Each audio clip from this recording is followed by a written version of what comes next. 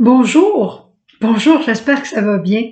J'avais hâte de te voir. C'est pas rare que je te dise ça, hein, que j'ai hâte de te voir.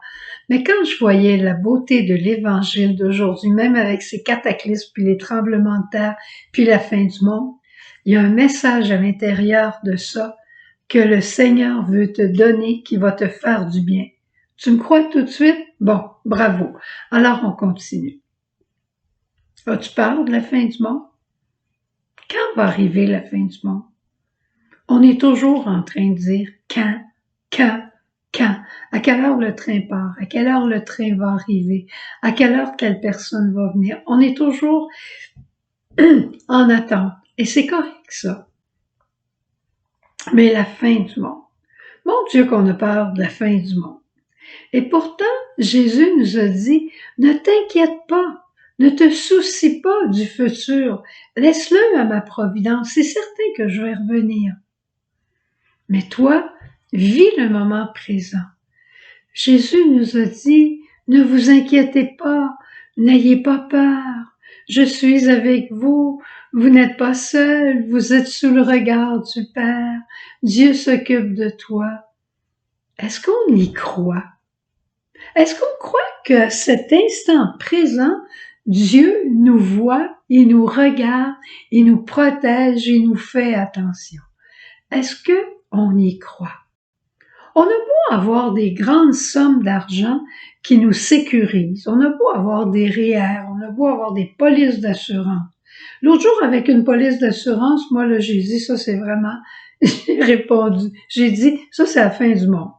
On avait pris une police d'assurance voyage en cas d'annulation de voyage. Et pendant tout le trajet, parce qu'il y avait 3 arrêts, à un endroit, ça a été interrompu à cause des États-Unis qui venaient de fermer cette journée-là les frontières à tous ceux qui arrivaient du Brésil. On n'a pas pu continuer le voyage, on a perdu notre billet d'avion. Pourquoi? Parce qu'on avait une assurance annulation et que là, c'était une interruption. Là, j'ai dit, là, c'est le bout du bout, là. Mais tout ça pour dire, on était tranquille à l'intérieur de ça. On est tranquille avec des choses extérieures. Il faut qu'on ait des assurances, puis des choses comme ça. Mais la profonde sécurité de notre être ne dépend pas de la somme d'argent qu'on a en banque, de tous les REER qu'on pourrait avoir, ou de la bonne santé, ou de l'intelligence qu'on a.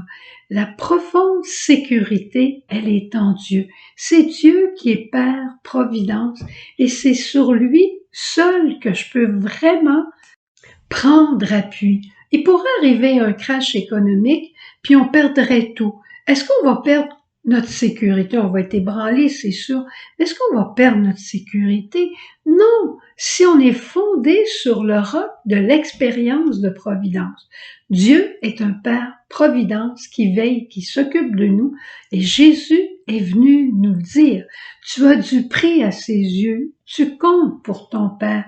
Ne t'inquiète pas, ne sois pas terrifié. Je vais même t'envoyer mon esprit qui va vivre avec toi. C'est extraordinaire. Voici ta mère, Marie, prends-la chez toi. Est-ce que tu t'en occupes vraiment? On est un peuple, on est des frères inquiets. Mais quand je te dis Dieu voit tout, est-ce que ça te fait peur ou ça t'encourage? Ça devrait t'encourager. Regarde l'évangile d'hier, Jésus voit la dame qui donne 2 piécettes. Il a vu les autres qui ont donné beaucoup d'argent, mais il s'est pas arrêté à ça. Il s'est arrêté à la dame qui avait donné les 2 piécettes. Un jour, Jésus disait à un saint, un prédicateur, je me souviens pas son nom, là, mais il lui disait, ce que j'ai aimé de toi, c'est pas le grand discours que tu as fait aujourd'hui avec une salle remplie de personnes. C'est quand une personne est venue te porter un verre d'eau parce que tu toussais et que tu as regardé cette personne en souriant. Là, j'ai reconnu mon fils et j'étais fière de toi. C'est magnifique. C'est ça que Jésus voit. Ces jours-ci, tu sais, avec ma nouvelle mission, à l'hôpital, c'est-à-dire dans la communauté, d'être responsable de l'infirmerie, j'ai la joie, c'est vrai que c'est une joie pour moi, j'ai la joie d'aller à l'hôpital plus souvent. Te dire les merveilles que je vois. J'étais à l'urgence l'autre soir à l'intérieur du bloc de l'urgence pendant 3 heures de temps et j'étais en attente avec un patient, avec quelqu'un de la famille. Je voyais les gens à l'urgence qui travaillaient, les infirmières, les préposés, les médecins. Ils marchent pas, ce monde-là, ils volent. Psh, psh, psh. Puis tout le monde, puis quelqu'un arrive. Moi, j'ai fini, est-ce que je peux aider? Moi, est-ce que je peux t'aider? Un autre passe, puis il dit, moi, j'ai du temps, là. Est-ce que je peux faire quelque chose pour toi? L'autre dit, moi, j'aurais besoin, est-ce qu'il y en a 2, 3 qui peuvent m'aider? J'ai vu un monsieur s'avancer, tituber, puis il y a eu 6 personnes qui sont venues pour l'aider, 6 infirmières préposées, infirmières auxiliaires qui étaient là pour l'aider à rembarquer dans son lit pour pas qu'il y ait d'accident. Puis une qui lui disait sans cesse, monsieur, on est là pour vous aider, ayez pas peur, soyez pas inquiets. Tu penses que le bon Dieu voit pas ça, puis qu'il leur donnera pas la bénédiction de son cœur de Dieu? C'est merveilleux.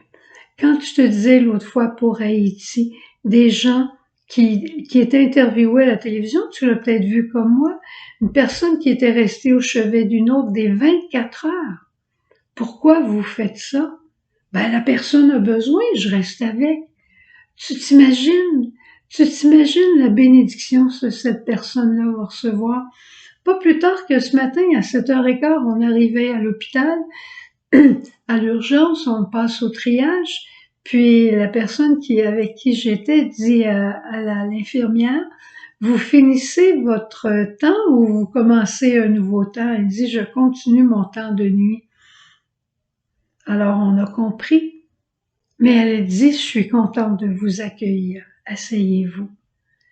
Ce qui est grand, c'est qu'elle continue, mais c'est l'attitude de son cœur. Asseyez-vous, je suis contente d'être avec vous. C'est magnifique. C'est magnifique tout ce qu'on peut voir de beau et de grand dans une journée. Alors, demandons au Seigneur de nous prêter ses yeux, parce que lui, il sait voir les petites choses. Il y a une dame qui me disait l'autre jour, mon fils de 19 ans vient d'être élu conseiller dans notre petite municipalité. C'est merveilleux! Les jeunes qui se lancent en politique ne sont peut-être pas parfaits du premier coup, mais ils osent aller en politique, c'est merveilleux. Alors, réjouissons-nous, arrêtons d'avoir peur de la fin des temps, mais sachons voir aujourd'hui la beauté du temps présent et sachons que Dieu nous voit, qui s'occupe de nous, qui prend soin de toi. Puis si tu en as besoin de plus de soins, de consolation, d'attention de la part de Dieu, demande-lui, il va te le donner. Au revoir.